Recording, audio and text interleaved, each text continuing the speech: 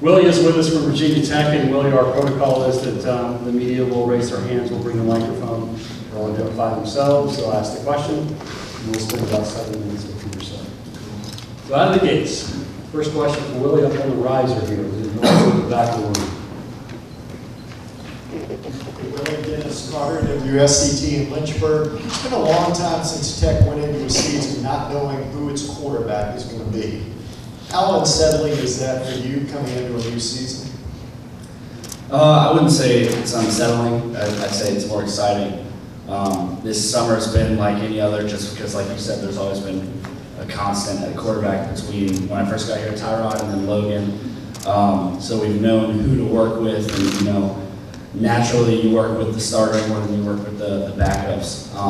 But this year we've had to work with everyone from the oldest guy down to the freshman that just got on campus, and you got to treat them all the same. You got to learn all their tendencies and what they want to do, and so it's been fun. It's going to continue to be fun, and I think this competition between them is only going to bring out the best in not only the starter but the backup and the second backup and so on and so forth. By the light tower on the left. Willie Byrn from WDBJ in Roanoke. Could you just go back to your early years at Virginia Tech, coming in as a walk-on and now being really a go-to guy in the offense, how you've developed, and now this year, the role that you feel you're going to have, especially in the offense, being a veteran? Well, I think I came in honestly as a walk-on, overconfident, thinking that I would, not have to earn my stripes or earn my stripes quickly and get a scholarship and everything right away. But you get there and you learn that everyone's good, and there's a reason why some guys were put in front of me, because they have some tangible talents that I might not have, size and things like that. But I always had confidence in myself. The thing that really changed for me was I took a lot of pressure off myself right before last year, and when I did that and just had fun and just treated it like high school football, and like I've been growing up having fun playing football and smiling a lot during practice, that's when I started really making a lot of plays on a consistent level. And it's been a lot of fun,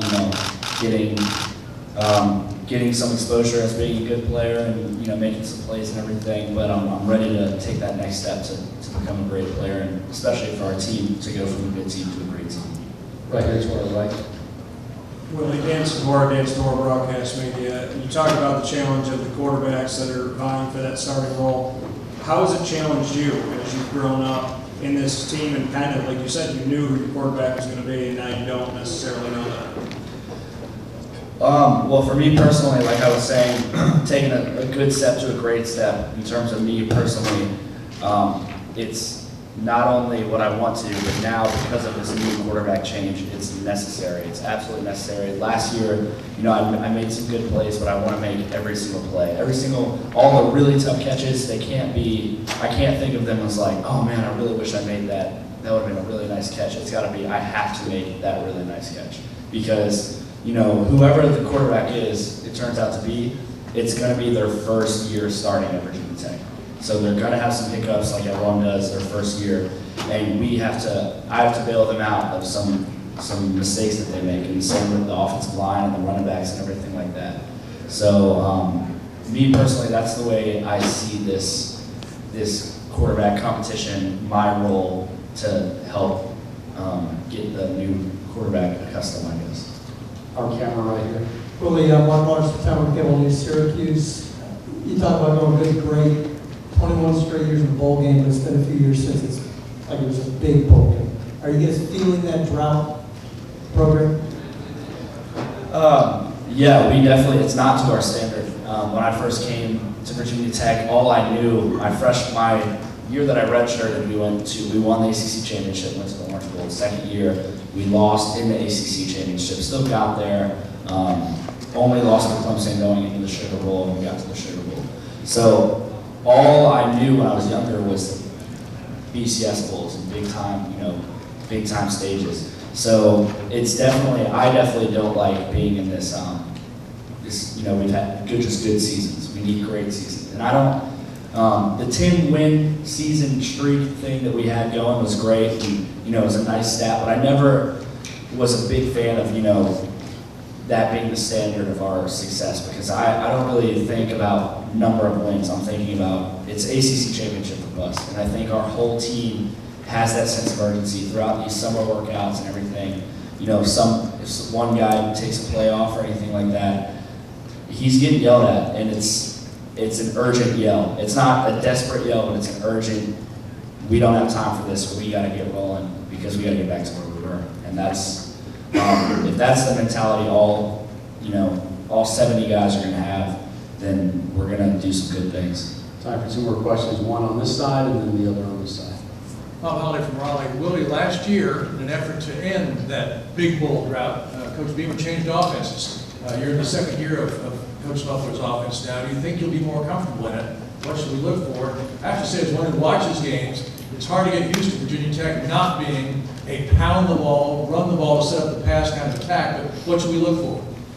Well, we have to have balance in order to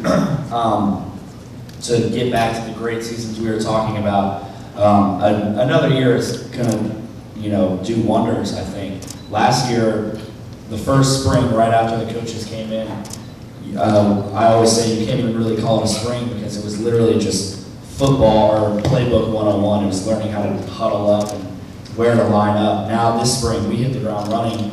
We knew exactly where to line up. We knew what to do. So then we were able to look out in front of us and see what the defenders were doing, what kind of look, kind of coverage we were getting, and that allows you to really fine-tune your craft and everything like that. This year you need to look for, we're going to balance the ball. We're going to run and throw. And that the running has to improve not only through O-line and running backs and quarterbacks carrying out everything. The receivers, we got to do our part by making more plays in the passing game, and then also perimeter blocking. Your last question will be up here. Billy, Trey Edwards broke his leg in the last game last season. He's been working to get back. What do you know about Trey and just how critical is his success to the offense's successes coming in? Well, we have, we really want him back. I think he has done a great job. It's conspicuously shown that he wants to get back. He's done everything and more that he has to do in terms of rehab and training and stuff like that. And I think I'm not sure if this is the official word, but I think he just got cleared, or he's looking full speed again. And so we're thrilled to have him back. We have we have some good depth at running backs. And so for him to spearhead that group and kind of lead the way, it's going to be good because he deserves it and he's a good player. Willie, thank you. Luther, come on up.